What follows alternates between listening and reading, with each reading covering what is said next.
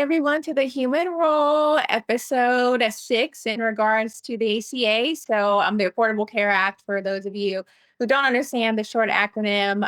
Thank you all so much for watching our last episode, liking, sharing, subscribing. If you haven't already, please do so now. So now that, of course, we're closing out year end, this is one of the last months of getting all final pay. We wanted to bring this important topic to you just because it obviously also comes with annual forms that need to be reviewed, especially along with W-2s. What we'll do is we'll get started with just some brief history and then get into more details on, how to start your ACA process if you are not even involved in it, certain compliance issues, penalties, as well. So Chris, I will punt it to you and we'll get going. Oh, great. Yeah, thanks, Tiana. So the Affordable Care Act, formerly known as the Patient Protection and Affordable Care Act, PPACA, colloquially known as Obamacare, was enacted in the 111th United States Congress and signed into law by President Barack Obama, March of 2010, 13 years ago, just about, a little more than 13 years, yeah, if you can believe it. And so with this expansion of coverage, the uninsured share of the population, estimated to range between 20 and 24 million additional people, were covered by 2016. The increase of coverage was roughly due to the expansion of Medicaid eligibility to changes to individual insurance markets. So through this act, they received both new spending and funding through a combination of new taxes and cuts to Medicare provider rates and Medicare Advantage. So this change did not come without political opposition, as there are many calls for repeal and legal challenges all the way up to the Supreme Court. In the end, the act was upheld, and now it's a normal part of insurance and payroll process. Another note that I was reading about a little earlier, for 2024 so far, nearly 7.3 million Americans have signed up for the ACA's marketplace, and that includes 1.6 million of new additions. And enrollment for the ACA goes through mid-January, just for those who are looking to look at the market a bit more. And so from an employer's point of view, there are some reporting requirements to consider for compliance purposes. And I'm going to send it back to Tiana to start us off with that. Thanks, Chris. And so, look, if you're just kind of new to this show, probably are even asking yourself, where do you even begin, right? So if you're just getting started, this is lots of information. Even if you are just looking on Google trying to find out, anything about ACA, there's lots of moving parts that go into this. So first, you want to definitely ask yourself, does your company have 50 full-time employees, right? So as long as you are over that threshold, you are required to make sure you offer affordable coverage and get your process going so that you have the proper forms, annual forms to submit to the IRS and to your employees. First, you want to make sure that after you go through the actual requirements of 50 plus employees within your company, you want to make sure that your coverage is affordable. So if you're not aware on like the price of your plans, definitely reach out to your broker. That could definitely be your first stop shop, is to go to your broker, get your benefit review documents to kind of evaluate what your plan costs are. And also even ask them if they have some ACA modules or ACA support internally. Most brokers, along with HCM providers, have a separate module that you could purchase or have support that you can get from their end.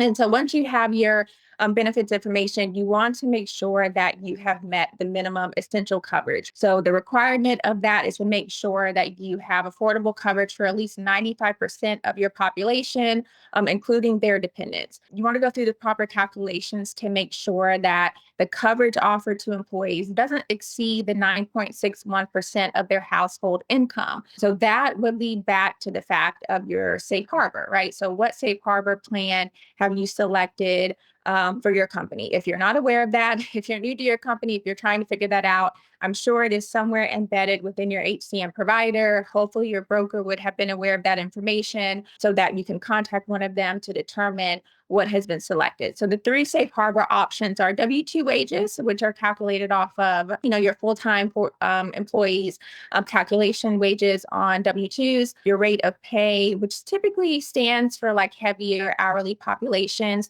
which you would essentially calculate that based off of your lowest hourly employee, right? To make sure that coverage is affordable for them, which in return will make sure that coverage is affordable for everyone else. And then the federal poverty level. So the federal poverty level dollar amount is set, of course, by the government. And so as long as the calculation of that does not surpass the 9.61% of someone's income, then you're good to go, right? So that means that you have offered at least affordable coverage to your population. So you definitely want to go through those processes first. Make sure you're communicating with your broker and your HCM platform, because you definitely should have something set up within your modules. If you don't, then start getting that set up and process. Unfortunately, you now, we're at the middle of December. So if you're just now getting started, might be in a little bit of a whirlwind to get it, fixed, but you definitely still have a good, 30-ish to maybe close to 60 days to kind of get that ramped up. And of course, if you need an extension, definitely get that extension filed. That way it allows you some more time to make sure things are properly coded. So that's where I would suggest everyone to begin. Just make sure you're going through the proper process, making sure everything is evaluated. If for some reason things are not set up in your system or that affordable coverage has not happened, you absolutely want to start getting ahead and planning on how to get those fixes in place. Just because it definitely can become really costly if that is not in place. And so I will punt now back to Chris to kind of go through the compliance portion and why it is very critical to make sure you have the proper setup with your ACA to make sure affordable coverage is offered.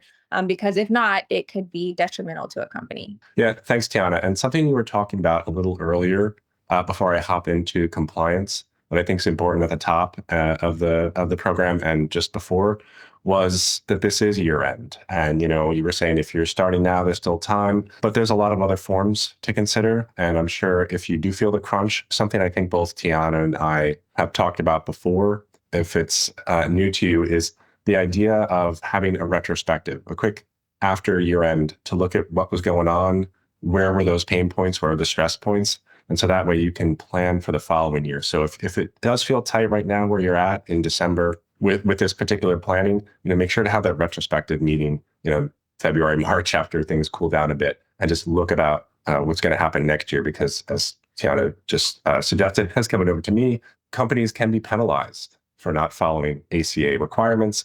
Things like not offering coverage to full-time employees and their dependents, not offering affordable coverage that provides minimum value, not offering minimal essential coverage, not offering coverage for rehires. If they're not considered, these penalties, they can be pretty substantial for any company. And penalties, it's kind of this unforced error. If you have the compliance, you put the tools and the effort and the organization in place, it's overall going to be a win to avoid this. So when we talk about these penalties, get a little bit more specific.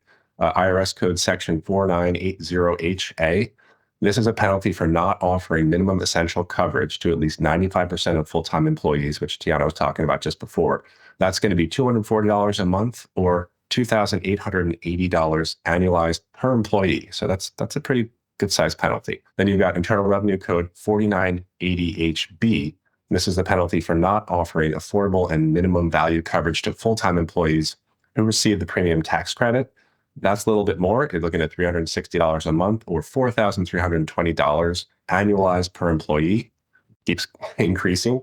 And then the penalty for failing to file a 1095-C form, which we're going to get into a little bit. That's $290 per return if filed after August 1st of 2023, $580 if the employer intentionally disregards the filing responsibility. And that kind of goes each year. As you can see, there's quite a bit of penalties for non-compliance. And, I know as payroll professionals, there's so much involved in this profession and so many things that you need to keep in order and keep arranged. So that's why I think, planning that year end from our last episode or a couple episodes ago, we were talking about year end and having that post year end retrospective meeting. It's a consistent process, and by doing that and having that honest look at how you did for the year, I think you're going to set yourself up for success for the next year. Now I'm going to send it back over to Tiana for what happens if you do receive a notice from the IRS. Don't panic.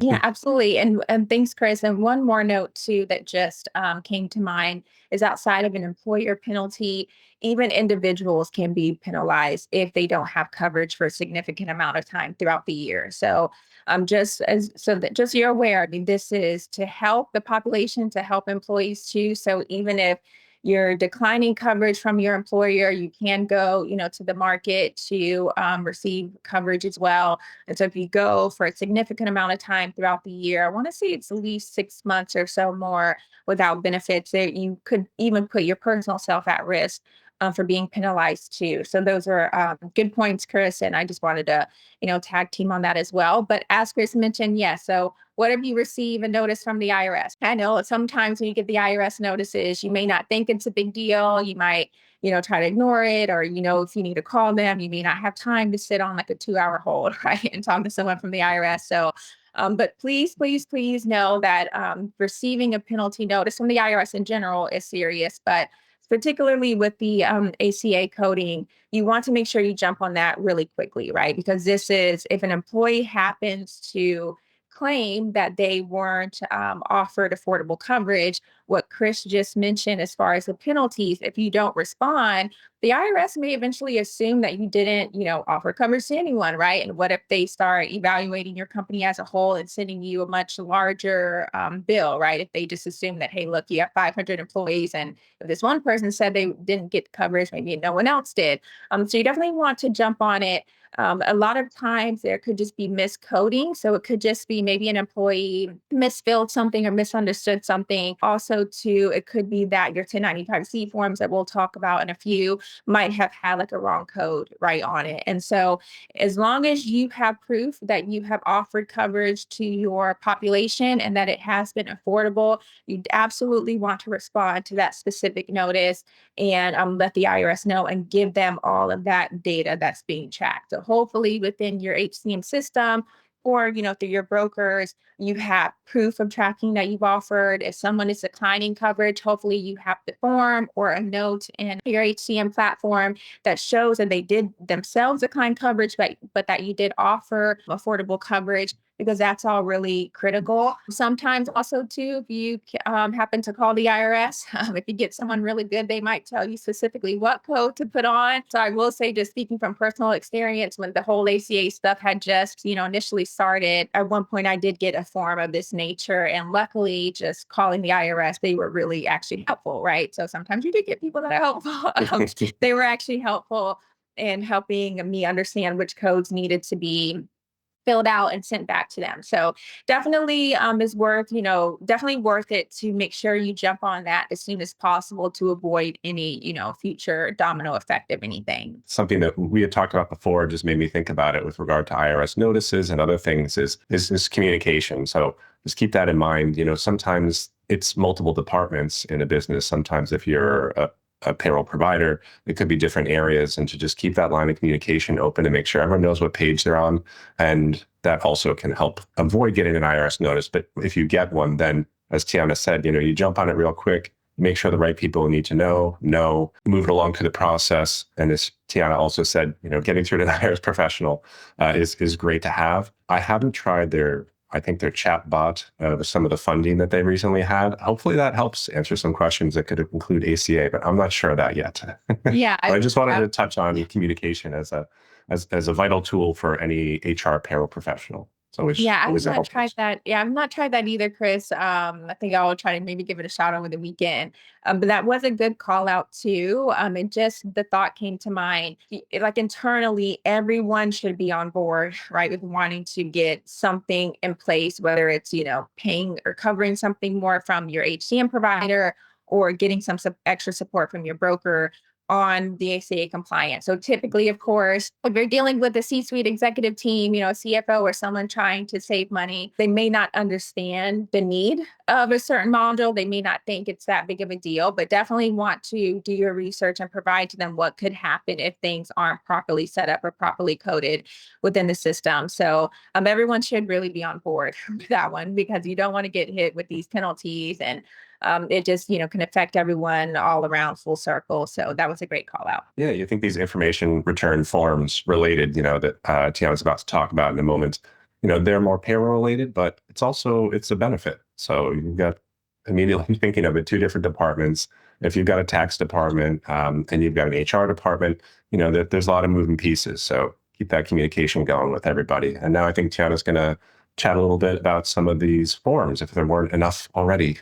for payroll and Right. HR Another people. form, just tacking it on all of us. But yes, so if you have not seen a 1095C form or 1095, a 1094 form for your employer, consider yourself lucky. But I think most of us at this point, if you're in the working field, have at least seen that, whether you've understood what it is or not. It definitely does exist and it definitely is really, really important. So the 1095C form is the form that your employer will provide to you with along with your W-2 at the end of each year, that shows your benefits coverage. And then you might even get like a 1095B form from the healthcare provider. So these forms specifically paint the picture as to what your benefits look like throughout the year. So there's a lot of different line items on the forms. If you've been full time with your company all year, there's a box in the front of each line item that shows, hey, look, you were fully covered all year, right? So those boxes would just be checked off. But if you have had changes throughout the year, so say January and February, you weren't employed with the employer, but March through, July you were, and then, the rest of the year you weren't employed. The codes on the actual forms will reflect that, right? So there are codes to show that you were not employed on these months. If the company has a waiting period for like 30 to 60 days, there's codes that show that, hey, look, when you started, you were within your waiting period. And then when your benefits kicks in, there's codes that actually show that you enrolled in benefits, or there's codes that would show that you declined coverage, right? That affordable coverage was offered to you and that you declined coverage.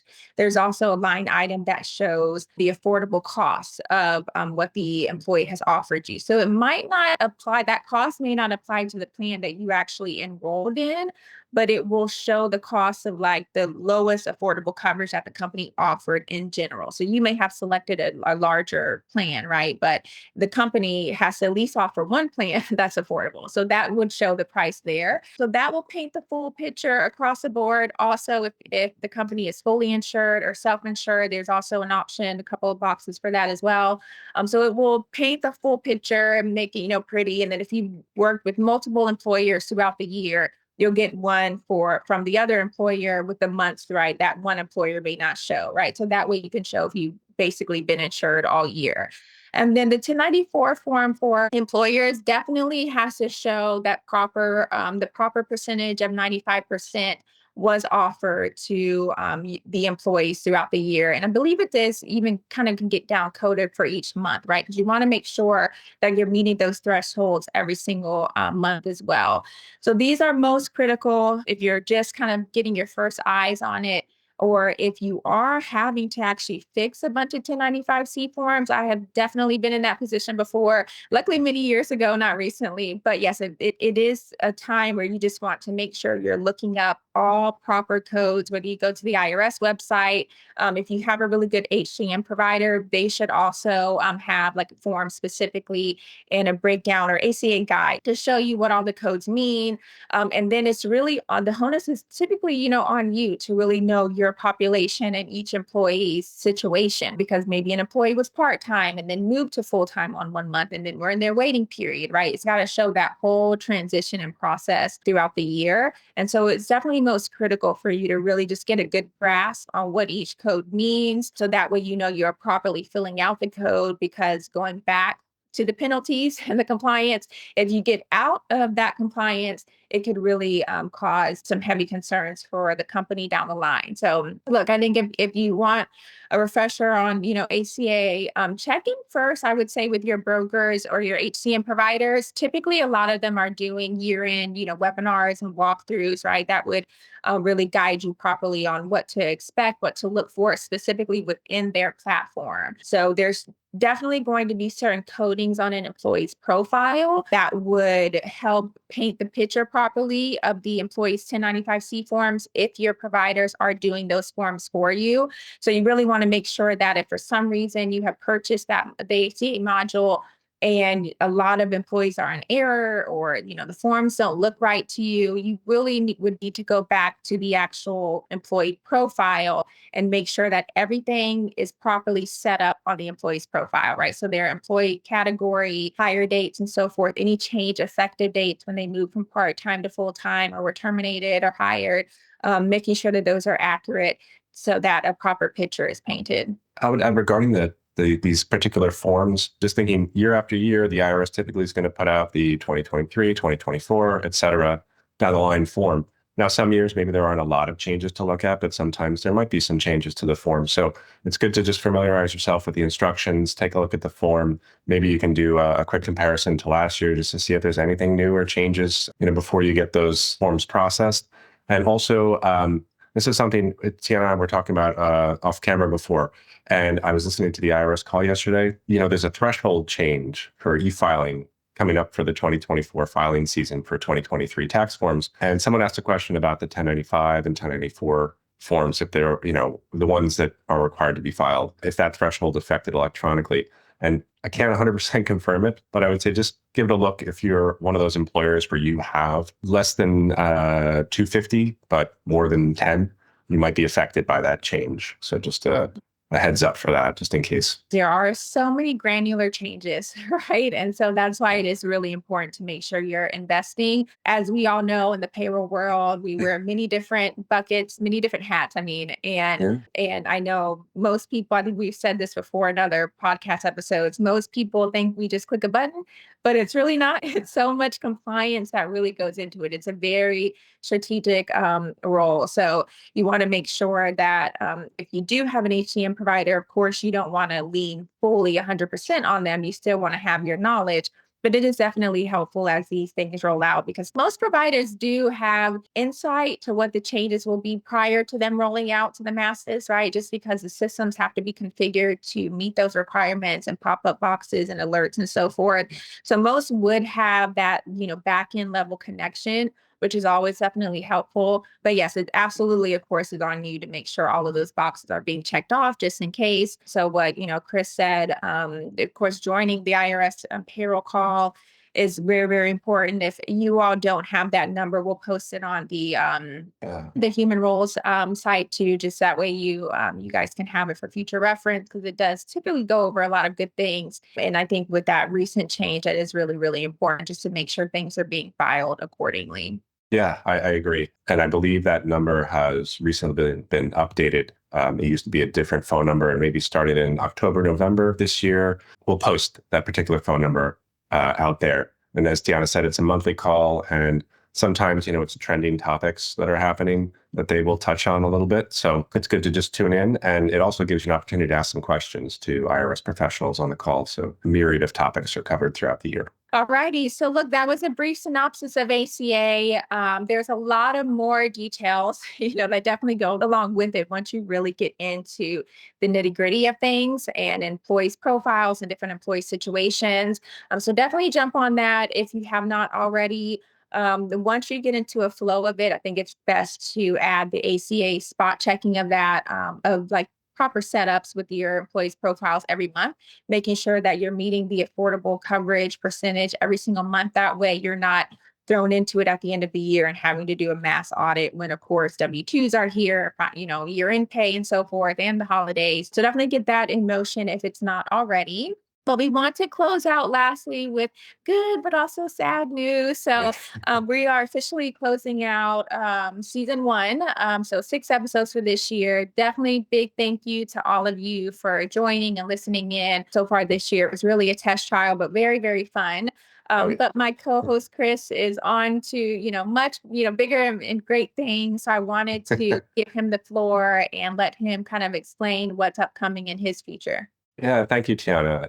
As she said, this is bittersweet news. I have an opportunity to share some knowledge on webinars next year. I'm going to take a shot at that opportunity, and Tiana and I talked about it. The availability of time I have, unfortunately, be a little too tight, but fear not, fans, because Tiana is going to keep it going, and maybe I will pop in from time to time to say hi. But I think from the first time we had our first episode and talking about the origin story on how Tiana and I first collaborated on a payroll org Paytech article and how much wonderful information she provided. Like, honestly, I'm not just trying to be nice. It was so wonderful to get subject matter expert information for articles to pass on to people to read, to gain more knowledge on different topics. Everybody will continue to be in great hands with Tiana's expertise and someone who I just continue to enjoy working with. So It is sad that it won't be a collaboration starting next year, but I know I'll be watching and tuning in to Tiana's continued podcast, and looking forward to some great topics that she'll be coming up with next year on HR and payroll. Yeah, thanks, Chris. Thanks for saying that. And yes, so to all of you, same sentiments from my side. It's been really great just working with Chris through this first season, and his seat will always be open. So I've already let him know that. So if anyone has, wants to take his seat, I think I'll keep it a little bit warm for him for the time being. But yes, but for now, I am more than happy to kick off season two by myself come January, but we definitely have some ideas already in place with upcoming future guests and episodes, and see where it goes. So thank you all for just being on this initial first launch and journey with us, and I am excited. I was a little nervous at first when I heard his update, but I'm excited now just to see what the future holds with this, and just hopefully can continue to bring you all more updated information. And this is just something, fun for me to do. And I've enjoyed it, surprisingly enjoyed it thus far. So thank you all for listening in. We are now into the holiday season. So hopefully everyone had a good Thanksgiving. I know everyone's getting geared up for Christmas. So just hope everyone has a really, really nice holiday. We will see. Well, I will see you um, within the next month or so. And I'll definitely keep Chris close, and we'll make sure we stay tuned into what he's got going on. You may not see me on camera, but I will be watching Tiana's successful podcasts in 2024. So looking forward to hearing more about that too. All righty. Well, happy holidays, everyone. I will see you all next year.